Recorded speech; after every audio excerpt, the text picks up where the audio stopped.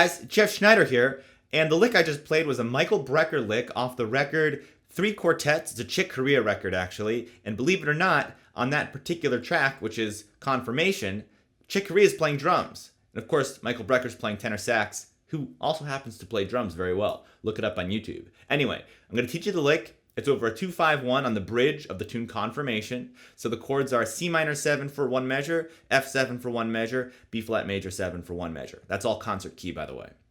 2-5-1 to B flat major. So here's the first part you need to know. Now I stopped on that E flat is where I stopped because E flat is the first target note. Now if you don't know what I mean by target note, I highly recommend you check out that video that I made on approach notes, target notes. It's kind of the same thing. So I'll link that up here for a great example. Right there, we're targeting the E flat. So here's the E flat. By the way, the E flat is the third of the C minor 7 chord. And I'm going through all this analysis because it's really good to understand why this works, what's happening, and that way you can take the same principles and develop new lines. Again, that's the E flat at the end, and we're starting a whole step below the target. So we're starting on that D flat, then we're going up a half step to D natural, and then we're skipping over the target to F, and then going back down to the D, which is a half step below the target. Remember, the target's E flat. So there's the D, the half step below the target, and then finally, we get to the target. So that's one big approach. That's da da da da da. So it's a 5-note phrase, and the 5th note there is the actual target note. Okay? So from there, we go up the arpeggio of C minor. Now that's actually a C minor a C minor 11 arpeggio, and I say 11 because we're starting on the 3rd, E flat, which is that target note, remember? And we're going up to the 5th, so we got 3rd, 5th, then 7th, then 9th, and then 11th.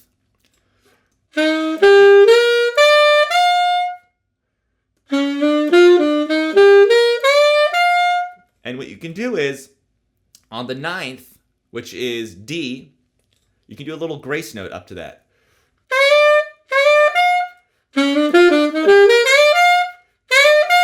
You hear that grace note? I'm going from D flat to D. Just kind of like sliding into the target.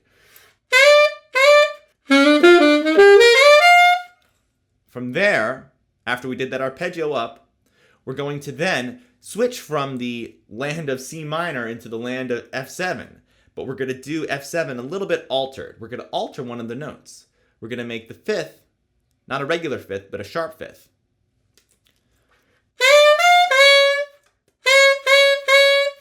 So that right there is D flat or C sharp. So if you think of it as a C sharp, you would say sharp 5. If you thought of it as a D flat, you would say flat 13. Because the 13, stay with me here, the 13 on the F7 chord is a D, and the flat 13 is a D flat. And that's what this note is right here. So let's review. We're doing the approach to the 3rd of the 2 chord, which is E flat. Okay? And then we're arpeggiating up that same chord, that C minor chord, up to the 11. With that grace note on the 9. And then from there, we're going to actually repeat the, the 9 back to the 11. So I'll do all of that. Check this out.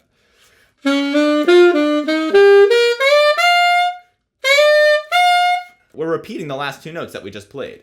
And next is going to be that flat 13 sharp 5 business I was talking about before.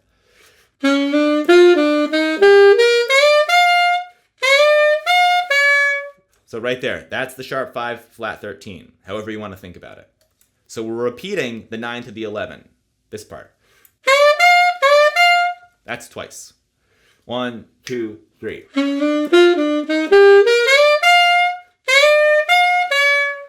Okay? Almost done.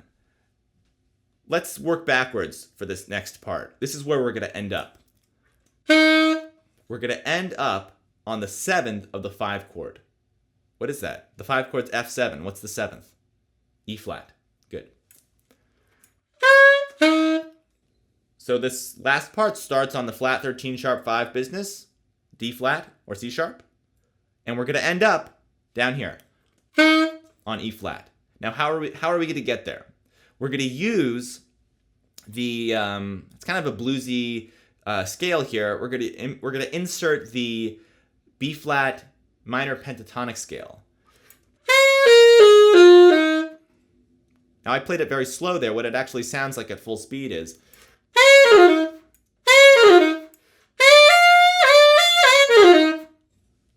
All it is the B flat minor pentatonic scale.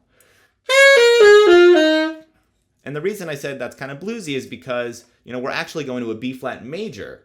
So if you insert that flat 3, the minor part, which is D flat, it gives it a little bit more bluesy feel.